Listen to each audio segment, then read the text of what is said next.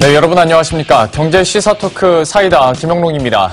오늘도 저희들은 주요 경제 이슈들부터 종목 점검까지 그리고 기분 좋은 금요일이니까요. 보너스로 연예계 소식까지 모두 풀어드리도록 하겠습니다. 사실 오늘은 다른 때보다 더 바쁠 것 같아서요. 오프닝하는 시간도 아깝습니다. 바로 출발하죠. 경제 시사 토크 사이다 시작합니다.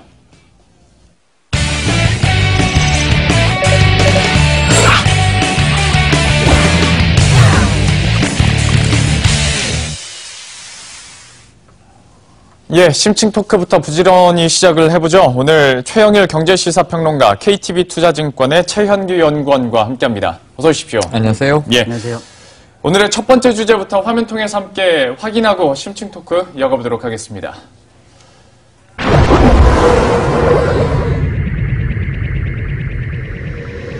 알아볼까 하는데요.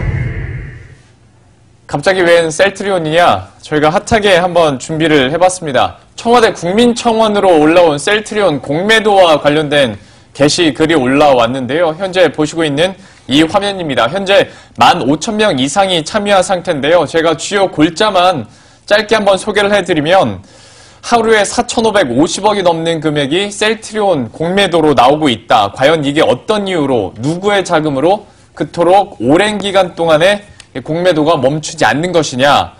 공매도 자체를 부정할 마음은 없는데 공매도를 치는 과정이 과연 적법했는지 조사는 해봐야 되지 않겠냐라는 게 주요 내용입니다.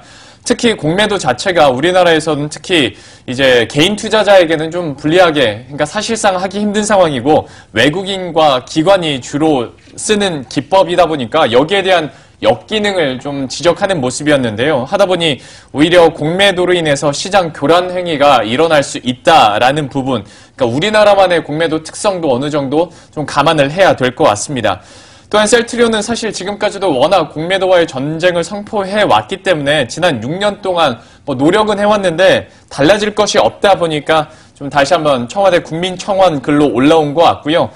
다시 한번 공매도의 순기능을 부정할 그런 이유는 없지만 그래도 그 과정이 적법했는지는 한번 조사했으면 좋겠다.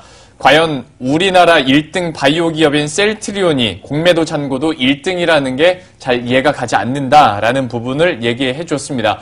앞서 말씀드린 것처럼 보시는 것처럼 15,600명이 사실 저 방송 들어오기 전까지만 해도 15,500명을 겨우 넘긴 사이였는데 몇 분 동안에 또 100명이 늘어난 상황이고요.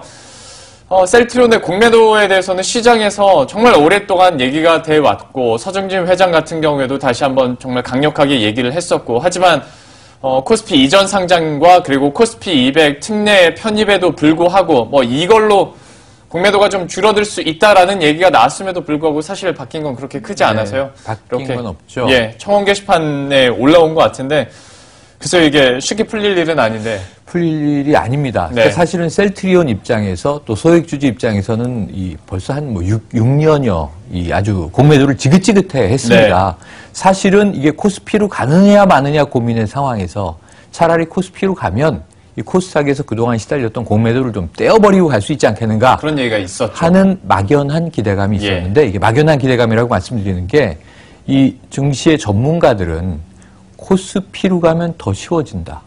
공매도가. 예. 사실은 수수료도 낮아지고요. 네. 여러 가지 이제 또 코스닥과 다른 이 완화된 장치들이 있기 때문에 예. 공매도를 마음 먹고 작정하고 하려고 하면 사실은 더 수월해질 수 있다라는 경고를 한 바 있어요. 네. 그래서 이제 코스피로 이동한다고 해서 공매도가 사라지진 않을 것이다. 이 근본적인 의무는 이겁니다. 저는 저 국민청원 충분히 올라올 만한 사안이다. 네. 셀트리온 투자자들 입장에선 또 셀트리온 경영 주체 입장에서는 누가 도대체 왜 이렇게 공매도를 지속적으로 예. 셀트리온에 대해서만 하느냐. 네. 지금 이 코스피에서도 시총 3위잖아요. 예.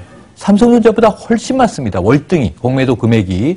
여기에 대해서 한번 이 금융당국이 실체 조사를 해야 할 필요성이 있는 것 아니냐 하는 대목이 국민청원뿐만 아니라 이제 코스닥으로 옮겨간 상황에서 필요한 시점이라고 보여지고요. 저도 그 공매도 세력의 실체는 정말 궁금하네요. 예.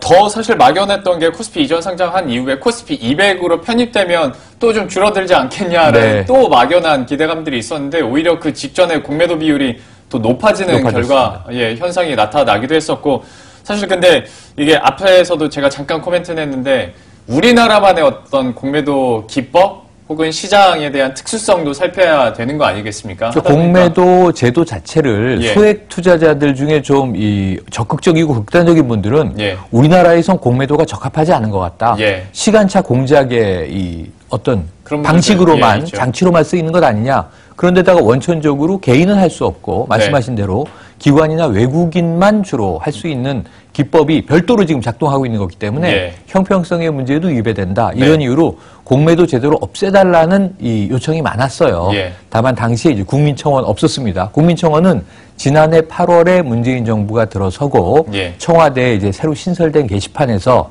어찌 보면 대선 당시에 문재인 1번가라고 하는 예. 정책 쇼핑몰이 대성공을 거두면서 이제 도입된 방식이라 지금 국민청원은 뭐 재반 사회 문제에 대해서 뜨겁고 시끌시끌한 거고요. 예. 그 이전에는 이런 부분에 대해서 소액 주주가 뭐 낼 수 있는 목소리는 온라인 게시판 정도로 미미했거든요. 예. 그래서 한 번쯤은 청와대가 여기에 대해서 30일 내에 20만 명이 청원에 동의를 하면 청와대가 어떤 형태든 답변을 내게 돼 있습니다. 네. 그렇다면 이제 경제부총리를 중심으로 금융당국이 한 번쯤은 조금은 이 면밀한 예. 조사에 들어가야 되지 않는 상황이냐 이렇게 보여지네요. 이 글을 쓰신 분도 뭐 당장 뭐 조사위를 열어서 당장 뭐 해결 방법을 알려달라라는 건 아니었을 겁니다. 그런데 워낙 답답한 마음에 가장 첫 번째로 제시했던 금액이 4,550억 원의 공매도 숫자를 쫙 적으신 게 게시판 글의 첫 번째 문장이었거든요. 얼마나 답답하셨으면 이랬을까.